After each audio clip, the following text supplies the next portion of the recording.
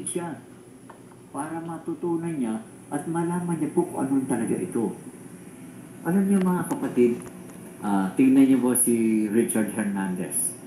Si Richard Hernandez po, ginamit niya po yung one set.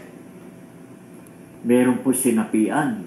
Talagang malaking lalaki, sinapian. Alam niyo mo si Richard Hernandez, matanda na yan, mahina. Pero kahit anong laki noon, hindi po makalaban. Lalo-lalo na isinabit niya po yung cross. Ito po yung ganito.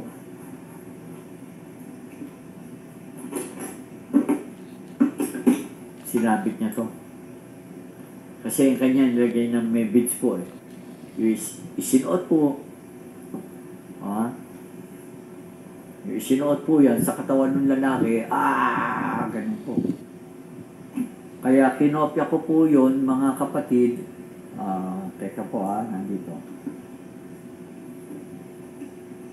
Kinopya ko po yun. Para lang i-share ko sa inyo. Kasi si Richard Hernandez, talaga nag-ano po siya. Lahat ng gamit natin, talagang marami na pong nakikipag-argue sa kanya sa San Francisco, California. Pero ipinaglaban niya po yung ating mga gamit. Hindi ko mo i-share ko sa inyo, kala po talaga nila, ito isang uri lang na mahanap buhay. Wala po panahon pa po nila Moises, panahon pa po nila Poncio Pilato, kalakaran na po ang pera. Pati po yung nagsisimba, may ikapuna. Ganyan gusto ko lang po i-share po sa inyo ito.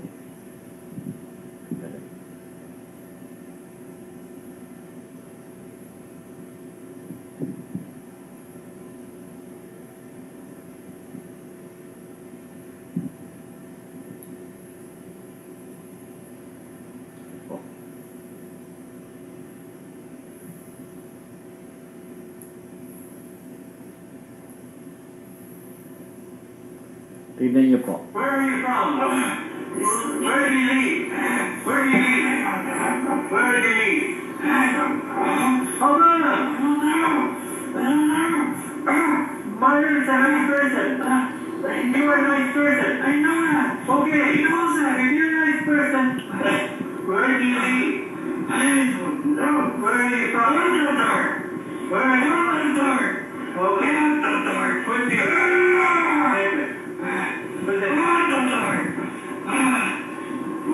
Yan, isinuot po yung cross natin. Mahirap siya.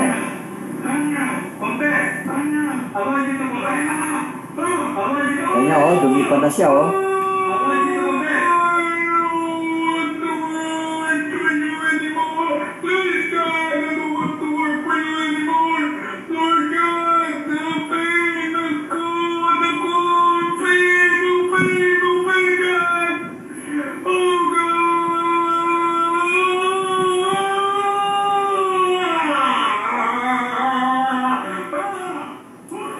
Tignan nyo. Sa USA po yun. Sa San Francisco, California. Kaya nga po, pati po ang mga pari daw doon, hindi naniniwala. Ayan po ang gusto kong iparating sa buong mundo. Hindi po tayo nakikipag-competition, lalo-lalo na sa simbahan. Nandito tayo para labanan natin ang mga demonyo. Hindi po natin nilalabanan ang simbahan. Dahil sinasabi nila, sila lang ang may authority. Mga kapatid ko, authority is coming from our God, the Father Almighty. Hindi po sa simbahan. Hindi po sa pari nanggagaling ng authority. Nanggagaling po yung authority sa Diyos amang makapangyarihan sa lahat. Na siya'y sumaatin. Ang kanyang banal, no? banal na espiritu ay nasa atin. Kaya mga kapatid, kung maaari lang po, pagdating ng gamutan, no, labanan natin mga demonyo. Alam ba, merong ibang tayong kapatid na nasa healing. Nagpapalaya sila ng masamang espiritu doon. Hayaan natin sila. Hayaan natin sila. Kasi, may nagtanong na po sabi ng mga apostol, Panginoon, Panginoon, meron po nagpapalayas doon ng masamang espiritu. Nagpapagaling din po sila. Ano pong gagawin namin? Palalayasin ba silang tataboy ba namin? O ano sabi ng Panginoon? No? Ang panig sa atin ay hindi laban sa atin.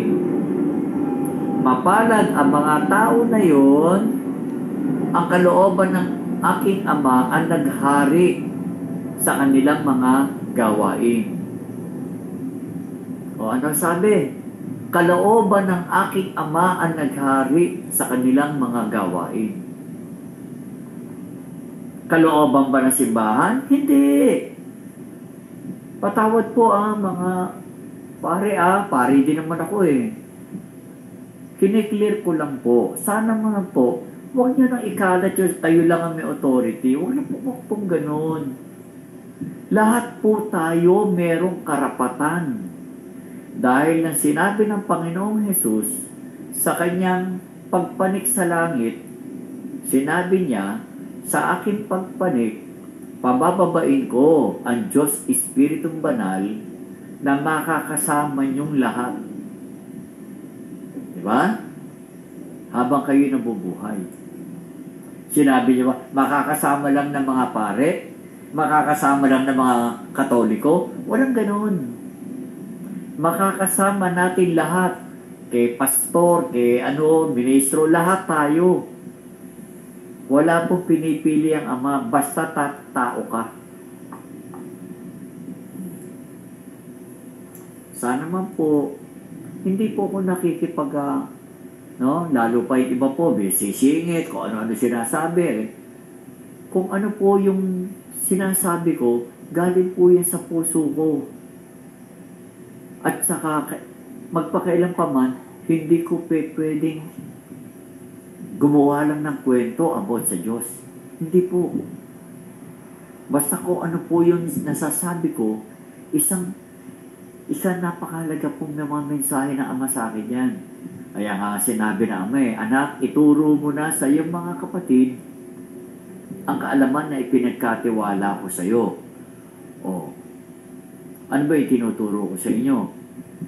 Kaalaman na ipinagkatiwala ng Ama sa akin. Hindi yung kaalaman ko. Kaalaman ng Ama yun. Pinagkatiwalaan lang po ako ng Ama para i-share ko sa inyo. Para malaman yung lahat, mga kapatid, ang Ama, ang mabuting Ama. Magpakailan pa man, hindi siya pwedeng tawagin masama. Ang Ama, siya ang lahat. Siya ang makapangyarihan sa lahat na mabuti. Yan, mabuti lang God is good. May nagsalita bang God is bad? Wala. God is good. Kaya puriin natin ang Ama. Pinupuri sa sinasamba. Mga kapatid ko, kaya itong pinagawa po sa akin ng Ama, para sa inyo to. Tingnan niyo po. Yung dinikta sa akin ng Ama, ito po. Yung idinikta, teka po, wala ka makapwede. Yung ilaw medyo yan ko lang. Yan, malinaw po. Malinaw ba? Teka. Parang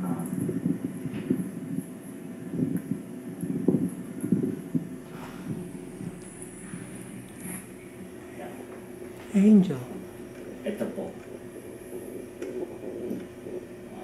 Angel. Tingnan ko lang po kung maiiwas ko lang yung yung may nag-ano po, sandali lang po, yung ilaw kasi po,